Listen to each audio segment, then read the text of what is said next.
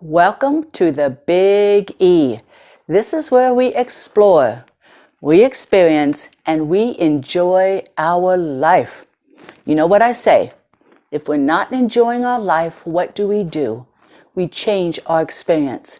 We change what we're doing, change how you're treating someone, change how you're talking. Even if it's something that begins in your mind, change your life.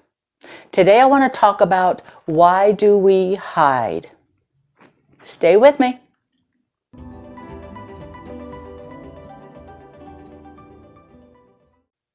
Today I'm talking about why do we hide? We may feel we hide from the world to protect ourselves. We may feel that we need to hide because we're treated poorly or badly, or there's someone or something that is hurting us, so we need to hide so that it will stop. I'm just going to go over a couple of points today of why do we hide. The first one I want to cover is we hide sometimes when we are in depression. Depression really pulls us in. It's an energy that causes us to feel lethargic, a lot of fatigue. We don't want to interact. I don't want to hear someone else's words. I don't want to hear another conversation. I don't want to hear noise. I just want everything to stop. Depression is very difficult if you haven't learned to manage it or if you have not gotten help for it. Two good things that I know about depression. Let me be depressed for me outside. Grab a chair, sit outside, have a cup of tea, change the environment that I'm in. Don't stay in my room. Don't keep it dark. Don't stay under the covers. Don't take another sleeping pill.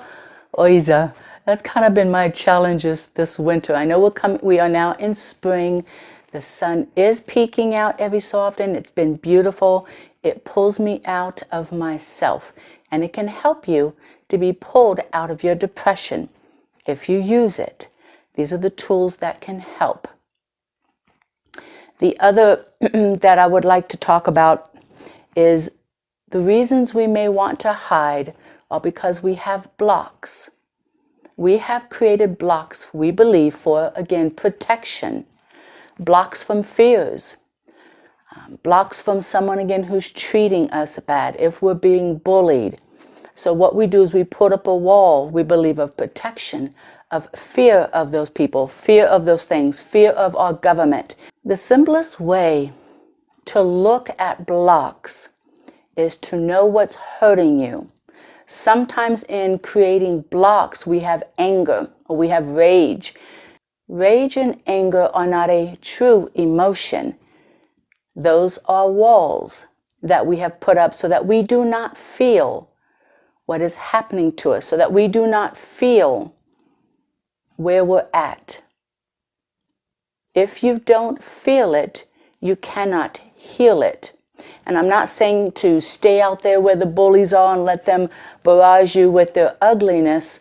I'm not saying to stay out on Facebook or in the world and listen to the political nonsense that is going around and let it barrage you, let it continue to hit you. I am not saying that. But when you get into your place of safety, your home, your friends, look at the truth of what is really bothering you, what is hurting you. And if you can look deep enough, realize, especially when it comes to looking at the political world, people's yabbering on about what they believe the government is or what Trump is, if you choose to listen, and if you choose to be around those who do not want to or do not wish to stop talking about government and their opinion and what they believe is ugly and mean, then you are hurting yourself. Take yourself, if you can, out of the situations that are hurting you. Take yourself out of those places that continue to hurt you. I did a show a long time ago about how to love difficult people. A lot of times it's in small increments. It's just a little here, a little there. Maybe say you see them every weekend. maybe only spend about an hour with them instead of the whole evening, especially when they get on some rants or some raves that they just have to have a soapbox to stand on. I have a particular friend I love dearly, but I've learned that about an hour to an hour and a half is really good when it's just one-on-one. After that, I get this download, this venting, this place that I just can't manage it. I can't help her. I can't figure it out. I can't fix it. So I take myself out. If I have, little dinners or something like that, it's only about an hour and a half. Now, if we're outdoors, if it's something like that, it seems to be a little bit better. Different distractions, people to see, the sun to enjoy. So it's a little easier to be around this person a little bit longer. So watch those limitations. Watch the places about how much you give. And then when it gets to being where you are being drained, it will turn on you. Watch those markers. Watch the points when you've had enough. This is particularly important for us who are empaths. Of course, I'm an empath since I was a child. I'm learning a new way, because we're in a new energy, of how to manage this. When I start to feel that I'm no longer positive, or that I'm a great energy and that I'm enjoying the sun, I'm enjoying outdoors, and all of a sudden I'm being drained and I feel myself wanting to pull out or lash out or whatever it be. It's like, whoop, something just changed. I need to pay attention. I just got to my limit of what I can give. So I need to remove myself. I need to excuse myself, say I'm going to go home now, thank you very much. Start walking, change your environment. If it's indoors, it's so difficult. Go outside, step on the porch. I did this one time with a relationship I had many years ago. It was a Thanksgiving celebration. I went, I knew the family, not the partner I was with, but I knew the family. And so I went in and, oh my God, for me, it was difficult to even find a corner to go and be safe and protected and not this energetic, because I could feel it all. So I grabbed myself a beer and I went out to the patio. Then as people started to come out and socialize there, I took myself to the front yard and I sat myself in the sun. And then only certain people would join me there. Those who were also empathic, who were being affected by the energy. It was a safe place to have fun, enjoy ourselves. You just try and keep moving. Find a place where you're safe, where you're not being drained. Again, take the conversation outdoors. Take yourself out of that situation. But once you start practicing, it gets and becomes a whole lot easier, because you're taking care of yourself. You're managing yourself. All right, other ways that we hide. We can hide in the place of not feeling that we fit in the world, not knowing who we are, not finding our direction yet, or maybe others are telling you you need a direction and you feel just fine where you are. The places that we hide are when we feel less than. These are difficult, because in these moments, if we can find a group to talk with, we can find friends like us. It's what my sister and I used to say, I want to find my own. I want to find like-minded people, so that you're supported, that you're given the reassurance that, hey, you are just fine no matter what color you want to be, no matter who you want to be. You're fine. Just be it. But if you're in an environment that doesn't support that, we will hide. I've talked about this in many shows, and I think next week I'm going to have a happy show, because boy, I've been on the steps of these place of how do we manage when we're less, when we're small, when we feel pain and anger. And I know these are important, especially as this time transitions. We have Scorpio in retro, that would be until July. When these type of things happen on the planet, they are the power for us to release. But if we're playing small, or if we're hiding, it's hard to see what's clearly needing to be released. All we know is we're trying to protect ourselves and take care of ourselves. I understand that.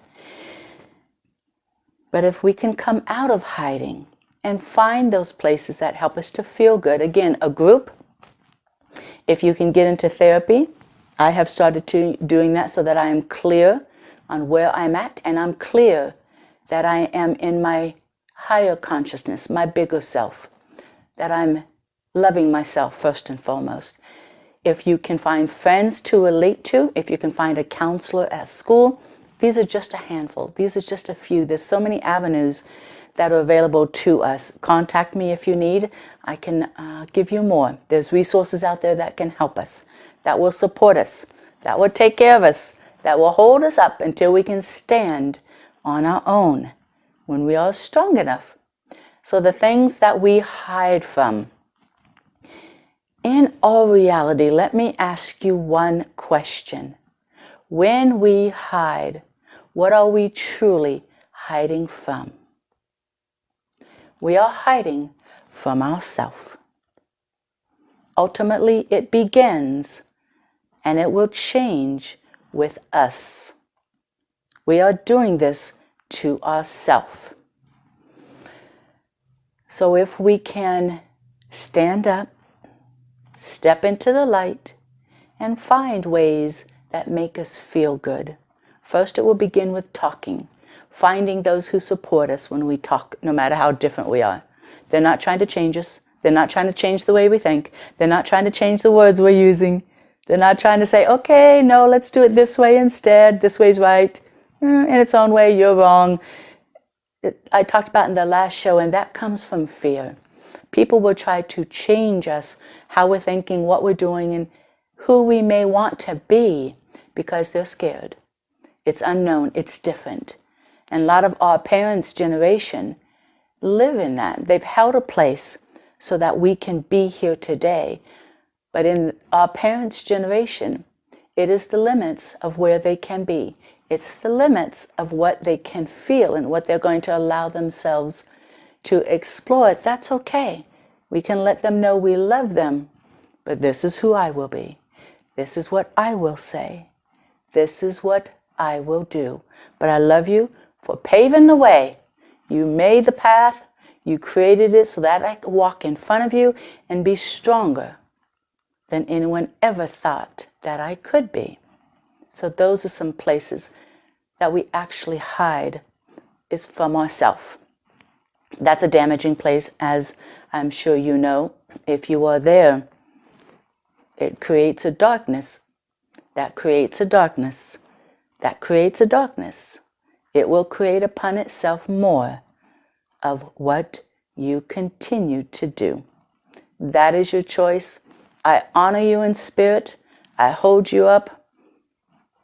I'm proud of exactly who you are. So when it's time to change, or when you want to make a change, there are places that are available to you to do exactly that. Another question I would like to ask is, do you believe if you hide that it will all stop?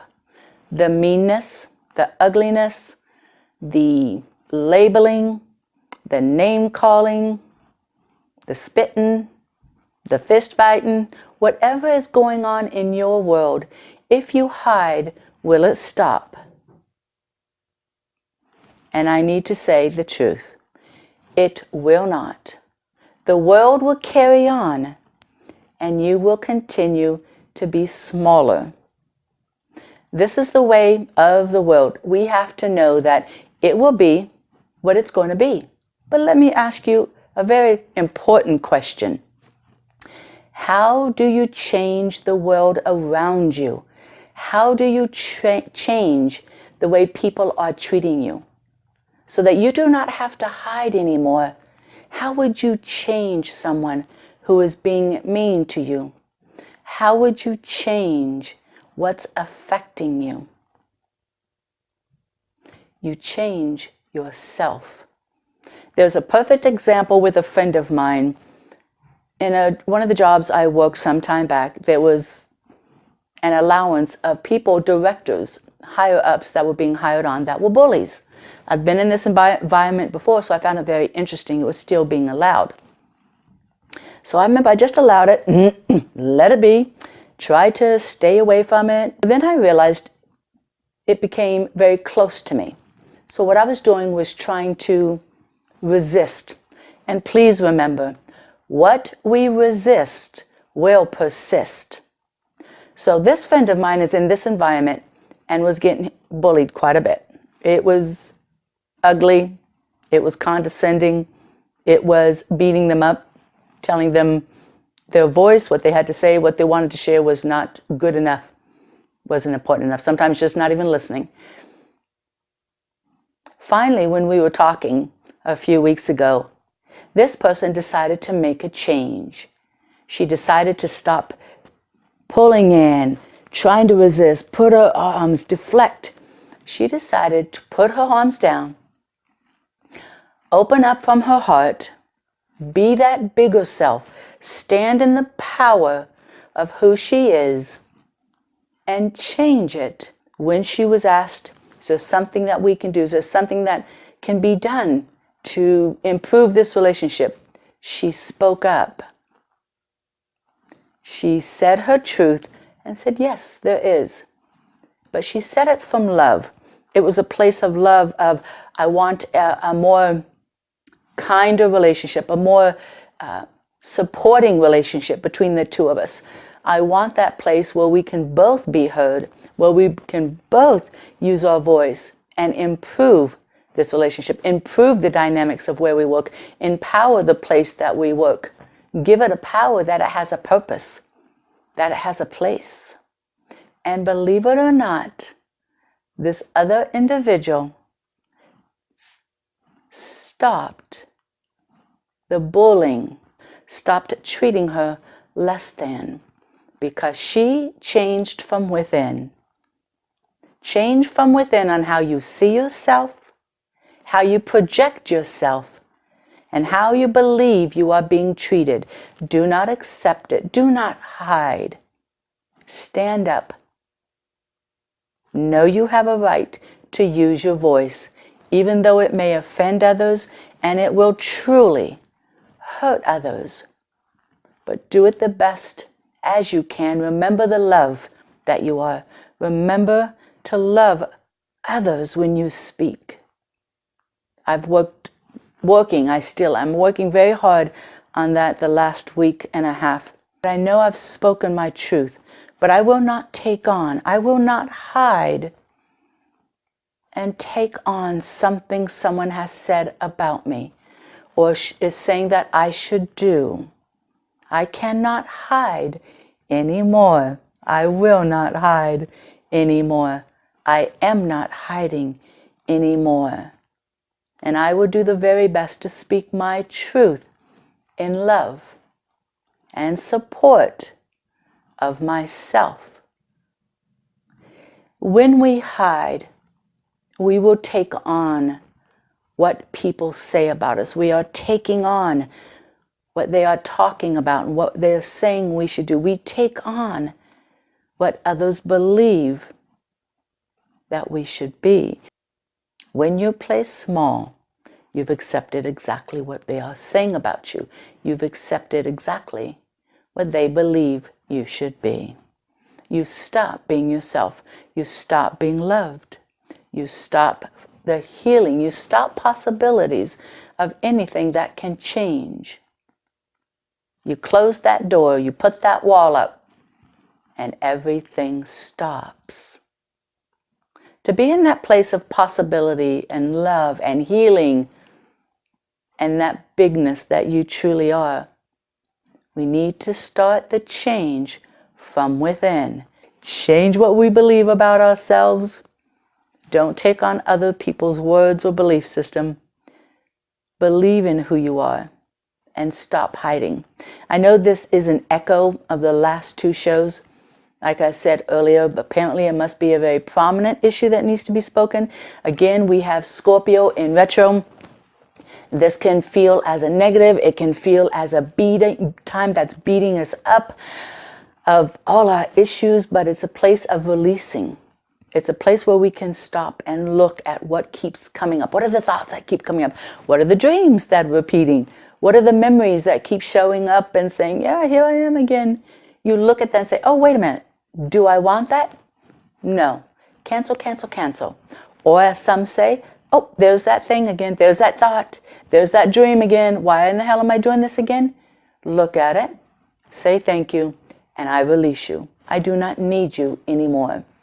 Because the retro, Scorpio in retro, Mercury in retro, it's all this really tough energy. But it's so empowering if we can get it and release anything we do not want.